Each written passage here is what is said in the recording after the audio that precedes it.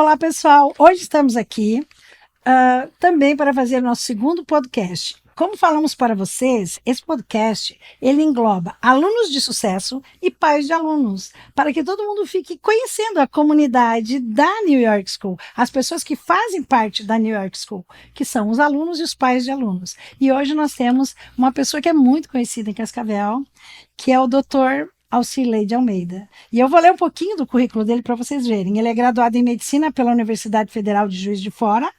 Ele é cardiologista pela Sociedade Brasileira de Cardiologia, professor da Faculdade de Medicina da UniOeste e título de proficiência em arritmia clínica pela Sociedade Brasileira de Arritmias Cardíacas. E também o nosso pai das nossas alunas foi o presidente do Congresso Paranaense de Cardiologia em 2024. Então ele esteve bem ocupado esse ano, né? Tudo bem, doutor Alcirley? Boa tarde. Tudo bem, Denise. É um prazer estar aqui. Muito obrigado pela oportunidade. E vamos lá, vamos bater um papo. Vamos bater um papo aqui e saber um pouco mais da sua vida, que provavelmente até seus alunos não têm oportunidade, porque eu sei como é que é a vida também de professor, né? Sempre tem muitas coisas para serem cumpridas. Então, a primeira coisa que a gente gostaria de saber, como a medicina entrou na sua vida, de onde você é, se não é natural de Cascavel, né? E como que foi essa vocação da medicina, porque eu tenho muitos alunos aqui que querem ser médicos. E então a gente gostaria de saber, essa vocação nasce de criança, é na adolescência, tem influência de algum parente, como é que é? Então, isso começou... Eu sou o primeiro médico da família, né? Então isso começou, eu busquei lá na infância, adolescência, eu comecei muito a estudar, a pesquisar sobre as profissões, né? Tínhamos até um livro, que agora eu não recordo o nome, que a gente poderia consultar para ver o perfil de cada profissão, cada profissional. E, claro, lendo, sempre gostei muito de estudar e ler, e eu fui percebendo que eu tinha alguma coisa com a área de saúde, né? E aí fui avançando, primeiro ano, segundo, terceiro ano do segundo grau, que era chamado ensino médio atualmente, grau, né? Isso mesmo, ensino médio. E aí eu decidi, né? Não houve nada assim, foi espontâneo, não houve nada marcante assim, eu decidi quando eu tinha que fazer o vestibular, falei, vou fazer medicina. E, graças a Deus, eu me identifiquei muito com a profissão e faria tudo novamente. Que interessante, né? Porque eu sempre pergunto para os meus alunos, na prova final, oral, e na minha sala eu pergunto, qual profissão que você quer seguir? E muitos dizem médico, e eu pergunto, mas tem médico na família?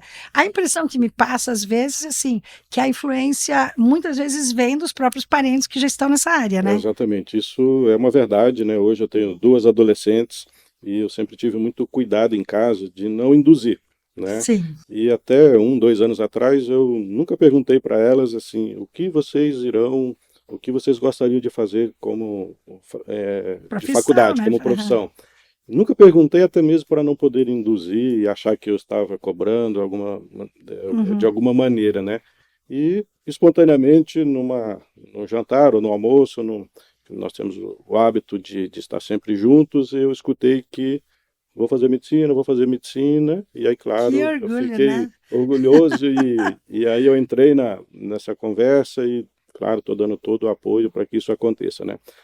Ficarei muito feliz caso elas deem continuidade a tudo que eu construí, mas também, se por algum motivo elas trocarem de opinião, né? Porque ainda a Júlia, a mais velha, vai fazer vestibular no que vem, já está prestando vestibular para o seriado para a medicina, a Bruna, que é a mais nova, também já disse que vai fazer. Mas se trocarem de opinião também serão bem aceitas, com isso é certeza legal. terão nosso apoio e serão felizes também. Isso é muito importante. E a clínica que vocês têm, a clínica aqui em Cascavel, na rua Vicente Machado, né? Ela é uma clínica que foi construída, foi planejada. Você veio para Cascavel por causa da clínica? Como foi a sua vinda a Cascavel? Foi por convite. O convite inicial partiu do Dr. João Renato, que é cardiologista, meu sócio. E ele trabalhava na época com o Dr. Walter de Assunção, depois tem uma historinha para contar sobre o Walter de Assunção. Pai de aluno também. Exatamente. E eu fui convidado para trabalhar com eles, né? Os dois eram sócios aqui, e vim para Cascavel por oportunidade de trabalho mesmo, né? Então, não tínhamos as crianças, éramos eu e a Priscila, minha esposa, e falamos, vamos para Cascavel. Viemos aqui conhecer a cidade, tivemos... Nem conheciam a cidade, Não. nem conheciam. Conversamos com os dois. Coragem, né? Exatamente, eu e a Priscila, nós temos esse perfil, né? desafios, né? E tem propósito de vida. Então, nós decidimos, fomos muito bem acolhidos em Cascavel, e aí estamos aqui agora em janeiro, faz 20 anos que nós estamos aqui. E tanto é que as meninas nasceram aqui, uma com 14 e a outra com 16 anos. Que beleza, nós está aqui há 20 anos, nossa, e você é um nome respeitado hoje dentro dessa comunidade médica, muito conhecido quando a gente cita, né? E isso é trabalho, fruto de muito trabalho, né? E eu ia perguntar agora, assim, você está fazendo faculdade, que momento que você acha que vai para cardiologia? Porque eu noto assim, medicina, mas quando fala cardiologia, a pessoa estremece. Nossa, ele vai estudar para vai ser cardiologista? Como é que é essa história? Isso é muito difícil, tá? Porque durante os 6 anos de faculdade, nós pensamos em fazer depende do momento da disciplina que você está estudando, ou seja, do ano da faculdade. Então, quando nós estamos lá no 3º, 4º ano, onde nós já frequentamos o hospital e começa a trabalhar com as especialidades, pneumologia, cardiologia, gastro e assim por diante. E aí, cada semestre você fala assim, vou ser esse especialista, porque você tem os professores, você admira muito e fala assim, eu quero ser igual a esse professor. E aí a coisa vai caminhando, você vai amadurecendo. E lá no final da faculdade, que temos o internato nos últimos 2 anos, que é o estágio propriamente dito, você começa a amadurecer e escolher, ver realmente o que você se identifica. E claro, hoje, como eu trabalho na faculdade, né, então eu tenho sempre cuidado, eu tenho alunos da graduação e tenho alunos da especialização, que é a residência médica. Inclusive eu já formei, né, faço parte do grupo da cardiologia aqui de Cascavel, que nós formamos 12 médicos cardiologistas já em Cascavel.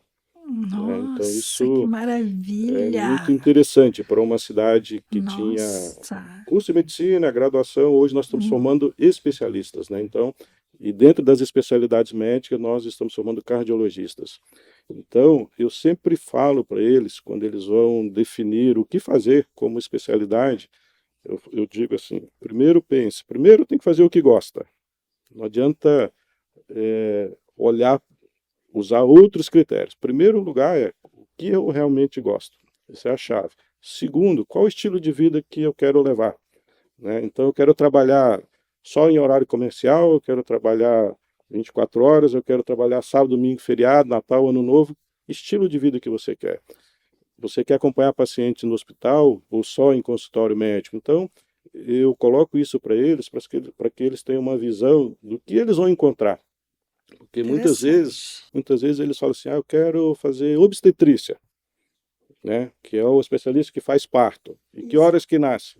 É de noite, manhã, madrugada, feriado, não tem horário. Não é? Não tem horário. Então, se não gosta, você não pode. Se não é que não gosta, você gosta, mas não quer levar isso, porque isso influencia em toda a dinâmica familiar, né? Você tem que sair de casa de madrugada, sem ter horário para almoçar, horário para se reunir com os familiares, então isso eu falo muito para eles, para que eles consigam conciliar o que realmente eles gostam e qual é o estilo de vida. Eu acho que isso é muito importante. Isso é bem interessante. E o estilo de vida de um cardiologista, como é que é? Muito estudo? Como é que é? Cardiologista, talvez a especialidade que mais se atualiza, que tem uma dinâmica assim. Nossa, não tinha pensado nisso, né? Toda hora cardiologia. E todo mundo é curioso sobre a cardiologia. A gente esquece as outras coisas, mas aparece lá a cardiologia, a gente não quer saber. Então, o problema da cardiologia é o coração, que é a doença que mais mata no mundo. Então, a principal causa de morte no mundo, doença do coração. Então, isso realmente preocupa e deve ser um motivo de preocupação. Então, eu aproveito a oportunidade aqui para alertar, né? Aquelas pessoas que têm histórico familiar de doenças do coração, aquelas pessoas que têm hipertensão, diabetes, colesterol alterado, o tabagismo hoje, que é um grande problema, tudo isso contribui para as doenças do coração. E nós estamos vivendo um momento em que essa mortalidade ela é muito alta, né? E mesmo diante de todo o avanço que nós temos, a mortalidade por doença cardiovascular continua alta. Então nós temos que fazer algo. E fazer algo não é tratar, é prevenir, né? Então, estilo de vida, bons hábitos alimentares, praticar exercício físico, não fumar. Então, essa é a mensagem que eu poderia aproveitar e deixar aqui. Ótimo, e depois eu também ia perguntar, mas vamos agora perguntar então sobre, por exemplo, fumar. todo mundo fala, fumar não é bom. E aquele que a juventude faz, narguile, Igual ou pior. é igual ou pior? Exatamente. Nossa, gente, olha, o cardiologista que está falando aí, agora vocês não vêm dizer para mim, porque às vezes dizem para mim, isso não é nada, isso não é nada. Então é igual ou pior? Exatamente. Ele tem alguns malefícios que o cigarro convencional não oferece. Por exemplo, a inalação daquela fumaça, ela pode provocar uma alteração, uma lesão pulmonar aguda, por exemplo, porque ela é quente, e além das substâncias que tem. Então, Isso seria totalmente contraindicado. Então, mas Exatamente. como que isso é tão liberado, né? A gente vai, passa no barzinho, vê todo mundo. Infelizmente, né? Então, até recentemente, nossa sociedade brasileira publicou um posicionamento especificamente sobre esse tipo de cigarro, que ele é prejudicial, sim. Nossa, que interessante a gente saber isso, né? Para a gente também poder ter esse. Porque assim. Quem não entende muito acha que entende, né? Então, às vezes eles ficam, não é assim, você está exagerando, muito interessante. E em relação assim, a pessoa que decidiu fazer medicina, qual o conselho que você daria para o jovem que decide fazer medicina? Assim, o que ele tem que ter bem claro em mente, porque hoje em dia, infelizmente, várias pessoas dizem, não, eu vou ser médico, o médico vai ganhar bem, depois eu vou curtir a vida. E eu também pergunto quando encontro alguém, mas você está indo para medicina, é a tua vocação? Ou você está vendo na medicina uma oportunidade de crescimento? Eu até acho interessante, colocando aqui, que a profissão de médico, você pode fazer o seu nome, a sua profissão e a sua carreira sem depender muito dos outros, né? Já o empresário, ele sem os outros, sem os colaboradores, ele não é nada. O médico já consegue fazer um nome, uma carreira sem depender dos outros. Então, não sei também se isso não é uma ilusão, porque depois tem as clínicas, né? Exatamente, exatamente. E aí ele se torna empresário em algum momento, a partir do momento que ele tem uma clínica, né? Uhum. Então, Denise, o que eu diria? Hoje, como eu tenho uma candidata à medicina dentro de casa, né, que é a Júlia, então o que eu tenho conversado com ela? A primeira coisa que tem que ter comprometimento e gostar de estudar. Isso eu já falei para ela várias vezes. Falei, a medicina hoje não precisa claro que precisa de gênios, mas gênio é para pesquisa, gênio é para desenvolver. Mas o médico que a sociedade precisa é um médico comprometido, responsável, estudioso, e que se dedique, que aquele tempo que o paciente marcou, reservou para falar com o médico tem que estar pronto para atender, certo? Então, muitas pessoas não se dão conta disso, nem o médico e nem o paciente. Quando você marca uma consulta numa clínica, a gente tem que imaginar que eu escolhi o dia, o horário. E parei o trabalho, deixei de trabalhar, larguei tudo para ir lá no médico. Então, nós, médicos, nós temos que ter esse comprometimento de acolher esse paciente, ver de que maneira que a gente pode ajudar, porque afinal nós estamos lidando com a pessoa está confiando em você. Então, se ele está com algum problema de saúde, ele está com uma esperança que você vai ajudá-lo. Então, ser médico é comprometimento. Isso é o que eu diria. É uma vocação, né? E passa pela vocação. E o outro detalhe, que aí vai de encontro à New York School, o que é? É dominar o inglês. Nossa, que legal. E aí eu vou abrir um parênteses aqui, por quê?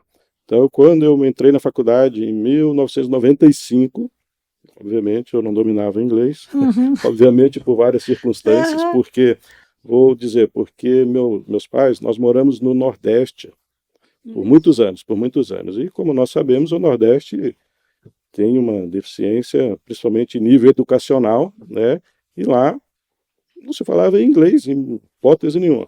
Quando minha família, a família dos meus pais, Rio de Janeiro e Minas Gerais. Meu pai morou no Nordeste, nós voltamos para Minas Gerais, por opção do meu pai, ficar mais próximo da família.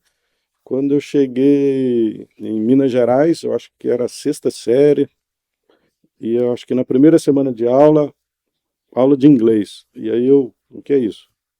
E aí eu olhei para o lado, os colegas, todo mundo ali familiarizado com a apostila, o livro ali de inglês, e o que é inglês? Né? Para mim foi um choque aquilo lá.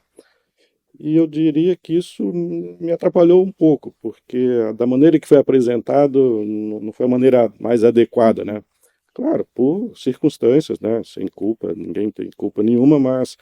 E ali eu comecei a perceber que foi um choque, e aí na sequência, primeiro ensino o primeiro grau, né? É. Aí passamos para o segundo grau e eu ali já com aquela deficiência de inglês. Por quê? Porque eu acredito que eu tive um contato com o inglês com outro idioma muito tardio, né? Tardiamente. E isso dificultou um pouco a minha Olha, você minha não vai jornada. acreditar, mas nós tivemos também, do Rio Grande do Sul, sou do Rio Grande do Sul, quando eu cheguei aqui, eu estava na 7ª série, e os alunos tinham inglês na 5ª e na 6ª. Chegou na 7ª série, a professora deu aquela lista, give, gave, speak, spoke.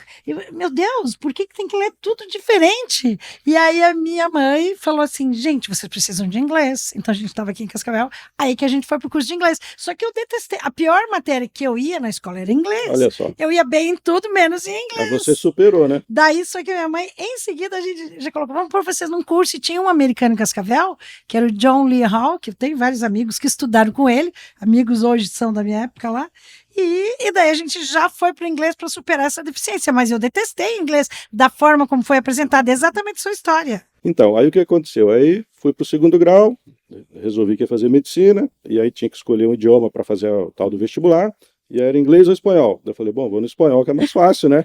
É para fazer prova, né? Espanhol, mas isso não é o primeiro que faz, né? Muita gente... E aí estudei espanhol, preparativo para o vestibular. Não sei falar nada em espanhol hoje, mas fui bem na prova do vestibular no espanhol, porque me preparei conforme havia necessidade, né? Então, e aí entrei na faculdade sem saber o inglês.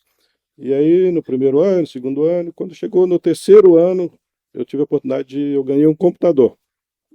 Computador, que aí veio com internet. Você vê como era diferente, né? Hoje eles nascem já com o tablet. Ah, e olha que interessante. Antes de eu ganhar o computador, aí nós comprávamos na faculdade, tinha, não sei se ainda tem, pelo menos não vejo, o tal do livreiro.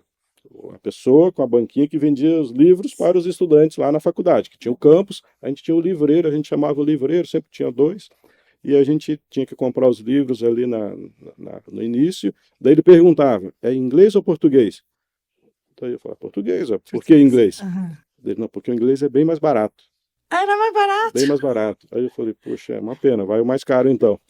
Porque não dava conta de estudar para prova ou provas com o inglês, sem o inglês, né? E aí começamos a comprar um livro em português e o danado livro em inglês mais barato. Então já falei, meu Deus, esse inglês eu acho que tá fazendo falta. E aí, quando eu ganhei o computador com internet, e aí aprofundando na faculdade, o que acontece? A gente, possibilidade de pesquisar artigo, internet, ficou tudo mais fácil, mas como que apareciam os artigos? Em inglês. Aí eu falei, meu Deus, e agora? Aí eu falei, pai, preciso estudar inglês. Vai lá, meu filho, o que você precisa? Fui atrás de um curso de inglês, porém de um curso do inglês técnico, inglês médico. Que era para eu ler o artigo. Que não é tanto para conversação. Exatamente. Não é conversação, ele né? ensinava a eu me virar com os artigos, para fazer a leitura do que eu precisava naquele momento. Aí eu consegui a ler o que eu precisava e terminei a faculdade assim, me virando com inglês técnico, inglês médico. Então, assim, hoje é inaceitável, né? Voltando lá na pergunta, é inaceitável quem quer fazer medicina não ser formado em inglês. Olha, gente, não sou eu que estou falando, hein? Que é o doutor que está falando. Hoje é inaceitável você ir para um curso de medicina sem fazer inglês, com tantas escolas que a gente tem à disposição hoje em dia, né? E uma escola séria também, procurar uma escola séria, né? Exatamente. Que aí você pensou, eu vou preparar as minhas filhas, que se elas quiserem fazer medicina, não vão passar pelo que eu passei, é isso? E aí, nessa linha, formei, entrei no mercado profissional, comecei a trabalhar, vim para Cascavel, e aí vem aquela historinha. Lá em 2005, a senhora não vai se lembrar, mas eu lembro muito bem, estávamos eu e o Dr. Walter Assunção. E aí nós fomos apresentados, daí ele disse, isso aqui é a professora Denise, professora de inglês, deu aula para minhas filhas, e lá da New York Elas foram uma das primeiras alunas. Né? E aí ali ele já pintou assim, New York School. Um dia eu vou chegar lá, mas estávamos aqui, eu e a Priscila, trabalhando, né? E aí quando vieram as meninas, né, anos depois, 2008 e 2010, e aí eu já tinha em mente que, eu falei, Priscila, essas meninas não vão passar pelas mesmas dificuldades que nós passamos com relação ao inglês. Essas meninas, era uma certeza. A nossa obrigação com a educação, ok, isso aí não tinha discussão, mas falei, o inglês nós vamos oferecer o que tiver de melhor na cidade. Que bacana. Até elas chegarem aqui com você, né? É. E ficaram, aí, talvez 2000 e eu não vou lembrar Eu exatamente, acho que mas eram elas ficaram 7, 8, 10, por 7 aí. anos, É. 8 anos, eu acho que elas Elas chegaram vieram, aqui. elas estavam na quarta série, quarto ano da escola, né? Eu lembro uma no quarto, outra está um ano atrás. Isso.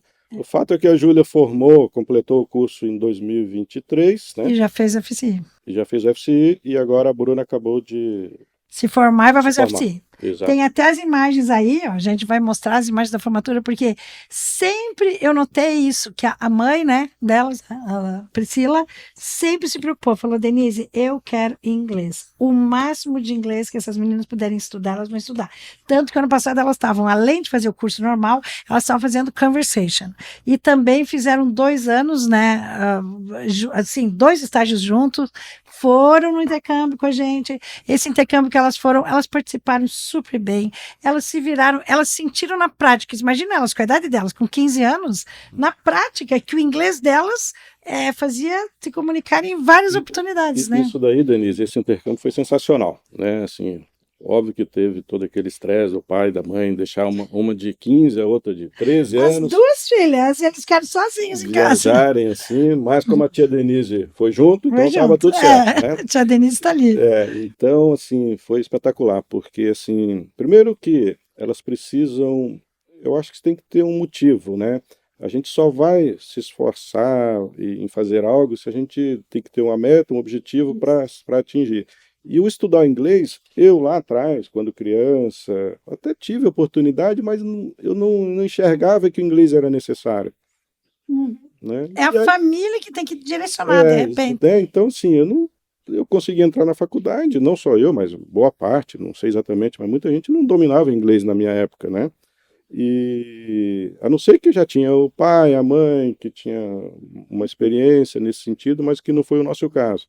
Então, você tem que ser, por que eu vou estudar inglês? Por que eu vou ficar 6, 7 anos na escola, frequentando, estudando inglês? Porque o mundo exige, né? Mas até hoje, por exemplo, na PUC em Porto Alegre, tem uma aluna nossa foi, a gente ficou muito orgulhosa que a mãe dela veio nos contar que eles separaram. Quem sabe inglês vai para a direita, quem não sabe vai para a esquerda, e quem sabe inglês deram uma prova. E ela gabaritou a prova, tirou 10. Aí nós ficamos muito felizes e a mãe dela também estava feliz. Mas até hoje tem as pessoas entrando nas universidades e sem saber inglês, porque que falam inglês mesmo do Brasil, as pesquisas comprovam que é 5% das pessoas que são fluentes. O resto tem uma noção, né? Mas 5% apenas são fluentes. É muito pouco. Então, ainda as pessoas às vezes acham que o inglês é mais para viagem ou é mais porque é o charme. Não é mais, né, gente? Nós temos que estudar, porque a internet hoje fala inglês com o mundo inteiro, Claro, né? hoje o nosso dia a dia exige inglês. Você pega o celular, aparece algum termo técnico em inglês. Você vai para a televisão, aparece em inglês. Então, hoje o nosso cotidiano exige E nesse isso. congresso, por exemplo, também, esse congresso que foi realizado que mês agora, esse congresso Esse paranaense, congresso aconteceu no mês de agosto. e veio pessoas internacionais, então foi você que organizou tudo? Nossa, que trabalhão, hein? Exatamente, esse congresso foi ótimo. Congresso Paranaense de Cardiologia. Foi com muito orgulho que eu presidi esse congresso, né? Isso para uma pessoa que veio de outro estado, né, como eu. Então, não tinha relação nenhuma com Curitiba, relação nenhuma com o Paraná, na minha formação médica, né? Então, eu fiz a faculdade em Juiz de Fora, fiz especialização em Belo Horizonte e passei um ano no estado de São Paulo, na cidade de São José do Rio Preto, até chegar em Cascavel. Estava em formação. Então, quando eu vim para Cascavel, através do Walter e do João Renato, que são os nossos sócios, eu acabei construindo minha vida profissional aqui, né? Então, quando eu tive a oportunidade de entrar na Sociedade Paranaense de Cardiologia e, além de ser presidente de um congresso paranaense, foi um motivo de muito orgulho, né? Trabalhei muito, mas é extremamente prazeroso. Quando você faz o que gosta, é interessante. E aí, Denise, teve um detalhe. Esse congresso, habitualmente, nós tínhamos convidados internacionais, tá? Isso. Mas, o que aconteceu? Com a pandemia, que nós tivemos, um ano não tivemos, no ano seguinte foi um congresso online, tivemos os convidados internacionais participando remotamente, e neste ano especificamente nós não tivemos, nos últimos 2 anos, convidados internacionais. Por questões logísticas, as pessoas, com a pandemia, muitos eles se recusam hoje a viajar. Então, o colega lá da Europa, ele fala assim, eu quero participar no Congresso do Brasil, mas eu quero ficar em casa, pode Vou ser? fazer online. Exatamente. Então, isso mudou um pouco após a pandemia, né?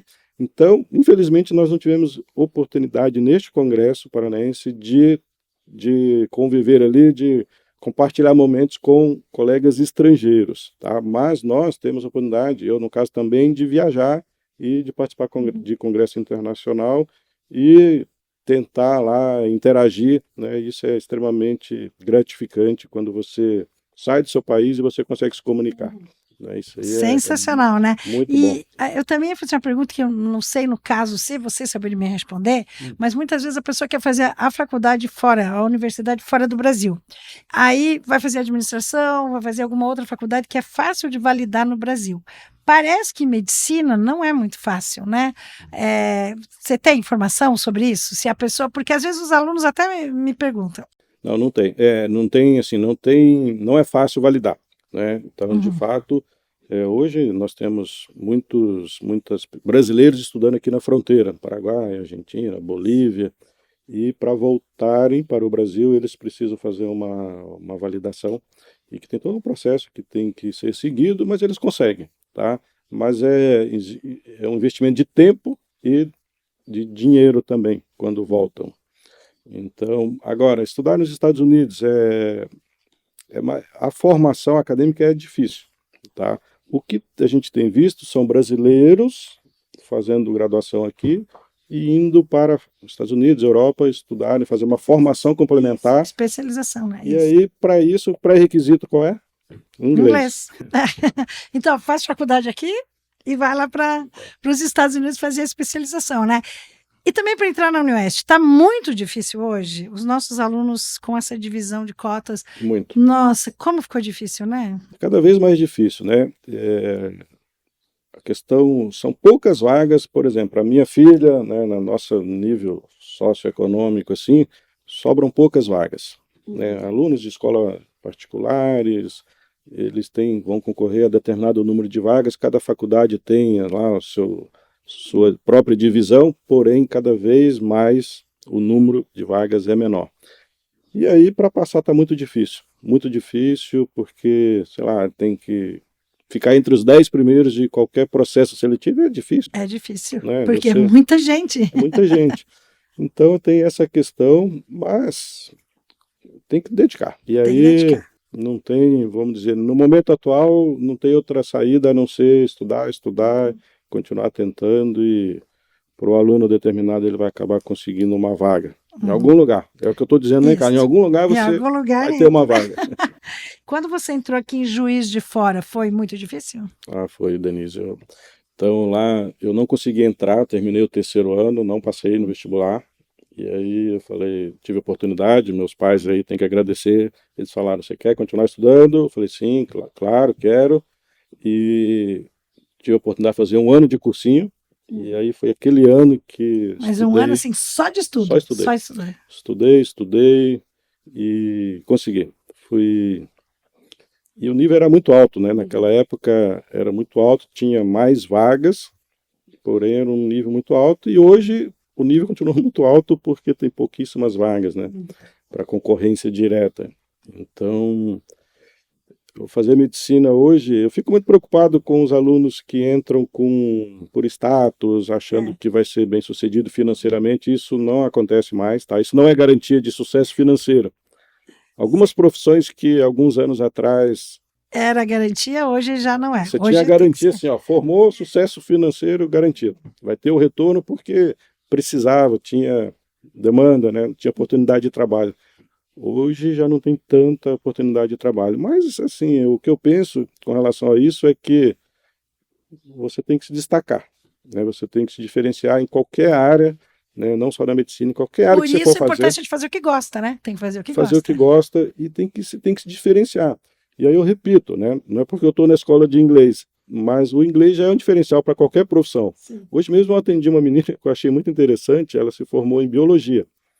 E ela disse assim para mim, aí surge o assunto do que ela estava trabalhando, ela disse para mim assim, eu estou trabalhando numa empresa que não tem nada a ver com a minha formação.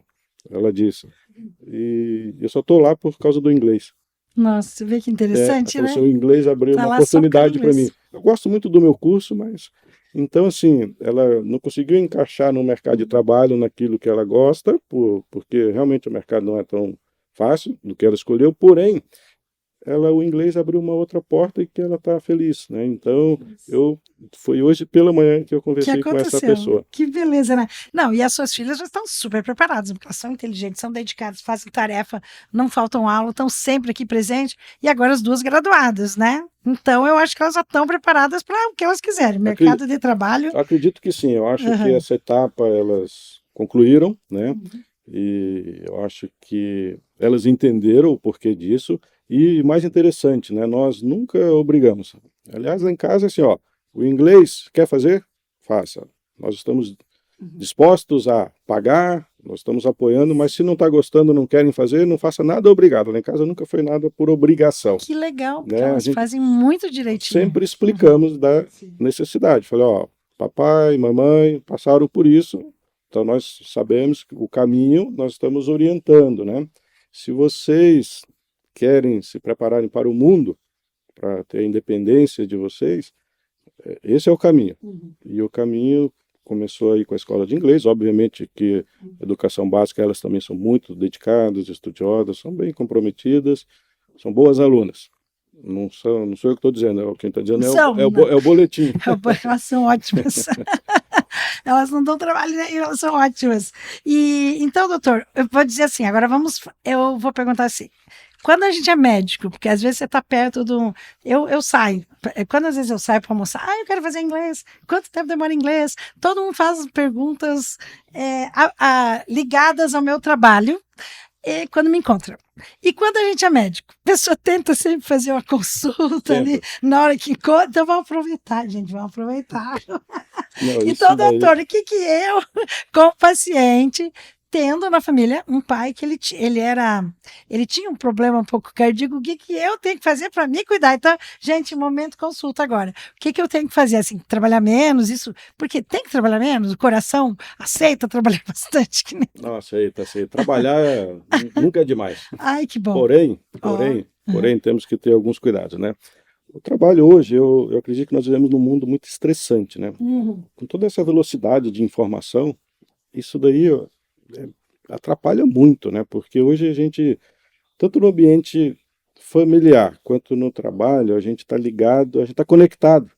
E conectado ao mundo, né? Chega mensagem toda hora, é e-mail, é WhatsApp, e mais o que você tem que fazer no modo presencial. Então, assim, se a gente não controlar isso, a gente acaba sendo controlado por essa avalanche de informações e aquela ansiedade de ter que responder um, responder outro, atender ou não atender. Isso gera uma ansiedade, e a gente sabe que ansiedade, estresse é prejudicial, afeta o coração, inclusive. Então, o que a gente precisa fazer? Controlar essas ferramentas. As ferramentas que são ótimas. A tecnologia nos auxilia muito, mas a gente tem que fazer uso da ferramenta, né? Uso apropriado, e não deixar, e não virar refém delas. Por outro lado, estilo de vida saudável, né? Então, todo mundo tem que fazer exercício físico, tem que praticar exercício físico regularmente. E não é assim, eu vou no supermercado e volto todo dia a pé, vou na padaria. Ok, está em atividade, mas não é isso não é suficiente. Exercício físico é aquele planejado. Eu tenho que tirar 30 minutos por dia para fazer uma caminhada, fazer uma corrida, andar de bicicleta, natação. Academia é algo que você se identifique, né? Jogar futebol, jogar tênis, alguma coisa que você se identifique. Pelo menos, a recomendação é 150 minutos por semana. Seria todo dia, de segunda a sexta, 30 minutos. Ou 3 dias, 50 minutos.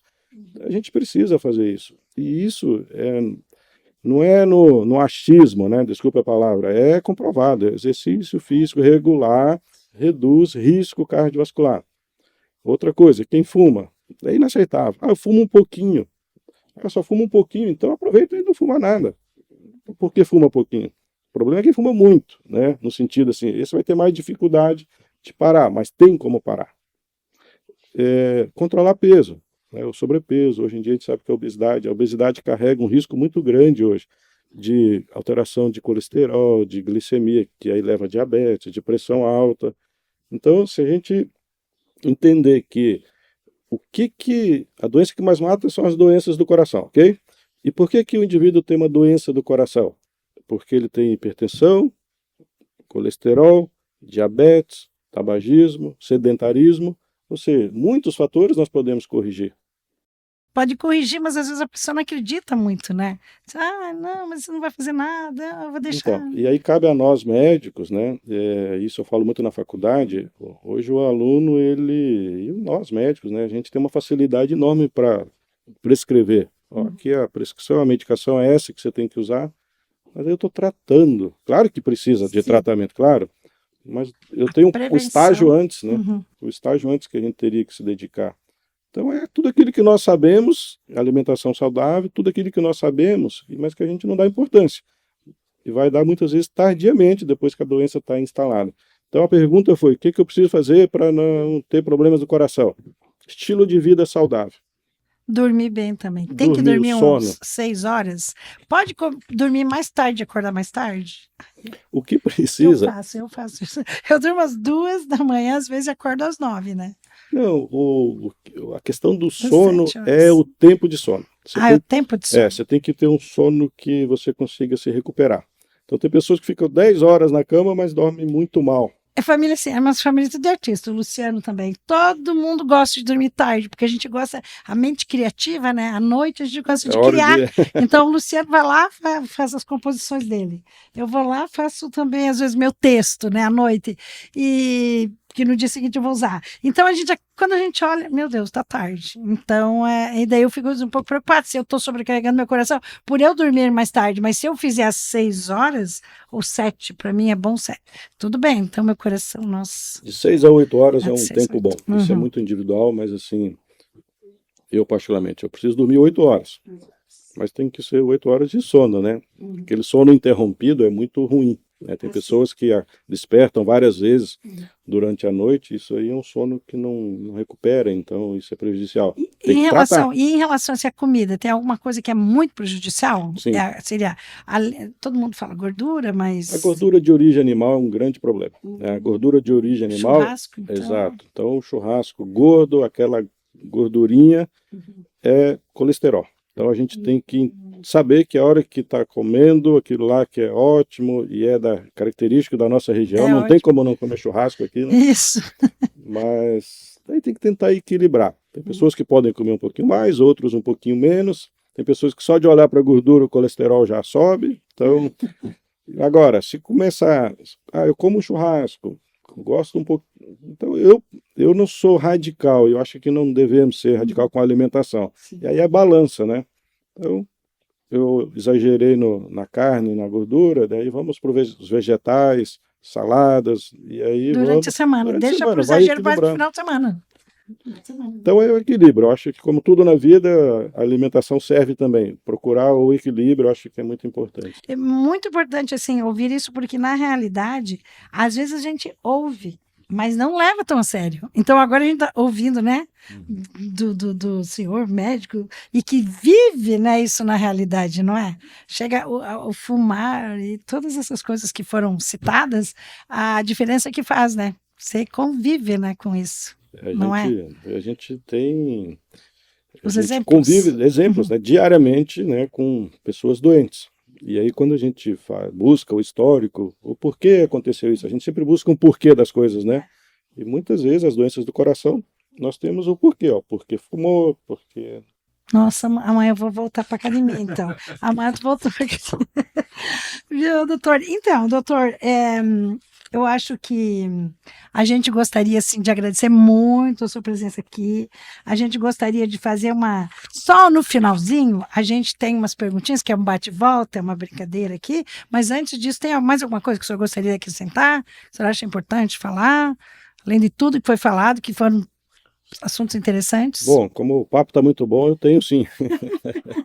Então, Denise, com relação ao intercâmbio das meninas, eu acho que eu gostaria de enfatizar, né, porque o intercâmbio foi uma experiência única, assim. Você aconselharia? Eu com certeza, porque assim, 2 meninas saíram de casa, nós fomos até o aeroporto, em Curitiba, entregamos as meninas, falei, vão com Deus, né? Ficamos angustiados aqui por um tempo, mas quando as meninas voltaram para casa, você percebe uma diferença enorme em vários sentidos, assim, na postura, no tom de voz. E imagino eu, não estava lá, né? Lá elas tiveram a oportunidade, muitas vezes foram obrigadas a falar inglês, então, ou seja, elas tiveram a oportunidade de usar aquilo que elas vinham estudando ao longo dos anos, elas viram, perceberam a necessidade de realmente falar, mas o que me chamou a atenção foi a mudança assim, de postura, né? De tomada de decisão, isso em pouquíssimo tempo. Então eu digo que o segundo idioma, ele é importante, não é apenas um segundo idioma. Eu sei falar inglês, não é isso. Ele abre horizontes, né? Abra, né? E isso passa confiança, né? A pessoa se sente melhor, autoconfiança. E eu percebi isso nas meninas. E antes desse intercâmbio que aconteceu, a Júlia estava com 15, a Bruna com 13, nós tivemos uma oportunidade, até por orientação sua, de ir para o Canadá, lembra? Em família, o intercâmbio em família. Uhum. Exato. Que elas foram pequenininhas, vocês já adultos, para aperfeiçoar inglês. Isso foi em 2018, então, quantos anos? 6 anos atrás, uma estava com 10, a outra com 8, 9, e elas tiveram a oportunidade de frequentar a sala de aula, e aí com uma professora canadense, e eu fiquei muito feliz, surpreso, pelo desempenho delas, né? Então elas já estavam aqui, você nos ajudou muito naquela época nessa viagem, e nós fomos naquela escola, e lá o desempenho das meninas foi surpreendente. Com 8, 9, né? 9, 8 E elas anos. estavam, esse intercâmbio é um intercâmbio em família, vai o pai, vai a mãe e os filhos vão passear e vão estudar inglês, mas daí é em família, diferente desse outro que agora elas foram sozinhas. Sem família, sem a mãe e o pai. Na opinião delas, às vezes foi melhor. Sempre eles dizem isso.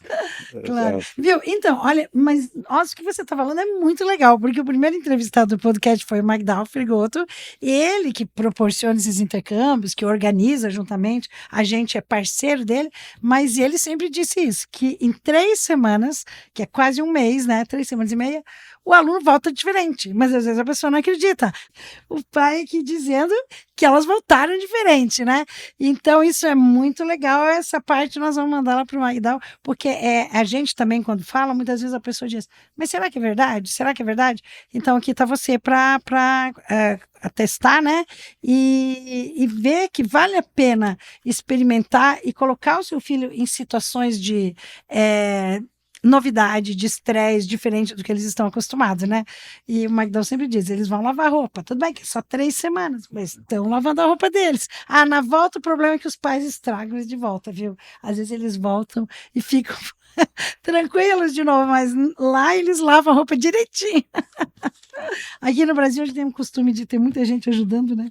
Então, que bom. Nossa, eu fico tão feliz de saber que para você o intercâmbio foi uma experiência, porque para nós é uma experiência marcante, né? A gente nunca mais esquece.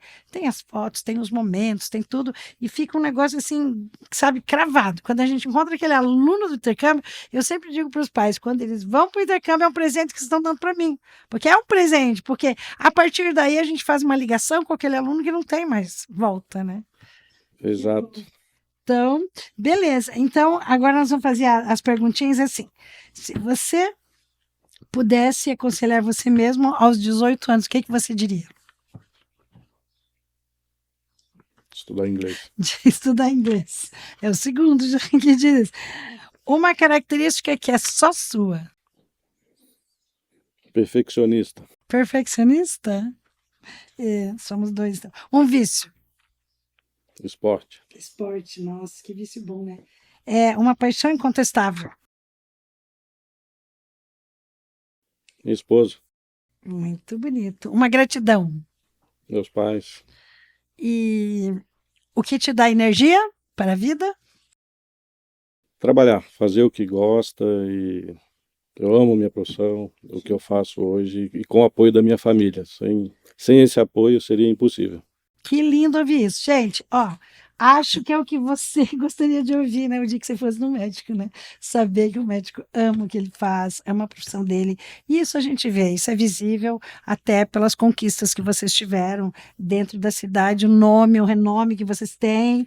Eu estava até um pouco preocupado, falei, meu Deus, como é que eu vou entrevistar hoje o doutor? E aí até a minha amiga, nossa, ele é meu médico, né? Então, doutor Auxilei, quando a gente fala, o doutor Auxilei de Almeida, muita gente, ai, meu médico, foi meu médico, me deu receita. Então, a gente vê que você realmente, vocês com essa profissão, que é uma profissão maravilhosa, vocês mudam muitas vezes a vida das pessoas e sendo assim, uma pessoa que inspira os próximos alunos, também nos deixa mais tranquila, né? Para que os próximos alunos sejam tão bons quanto vocês são. E esperamos que tenham esses apaixonados assim como vocês, né? Então, Só tenho a agradecer, Denise, por todo o carinho, por toda a acolhida que nós tivemos aqui. Obrigada e muito obrigada por ter participado e por ter vindo, né? E até uma próxima oportunidade. Obrigada, doutor. Muito obrigado.